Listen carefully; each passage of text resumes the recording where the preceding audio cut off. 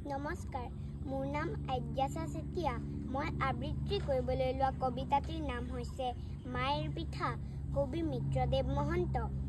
বুইছা দেউতা, কালি মোমাৰ ঘৰত পিঠা ভাজিছিল মায়ে ৰাতি এপৰত। খোলাত মেলাহি কৰি মেলি গুৰি পিঠা, গুৰ দিয়ে তিল দিয়ে মুঠে তিন টিপা। খৰিকাৰে মূৰ দাঙি দিয়ে লুটিয়াই, হেঁচি দিয়ে আলফুলে পিঠা হৈ যায়। তেনেতেও বুইছা মায়ে জপক জপক টোপনিৰ জালত পৰি কৰি খকমক। একো নিদি সুদা পিঠা ভাজি দিলে থৈ, মোমায়ে তেনেতে গৈ বহিল লাহেকৈ। মুখত দিয়ে বোলে উহু উহু হু, গুৰ নাই তিল নাই পিঠাত থু থু।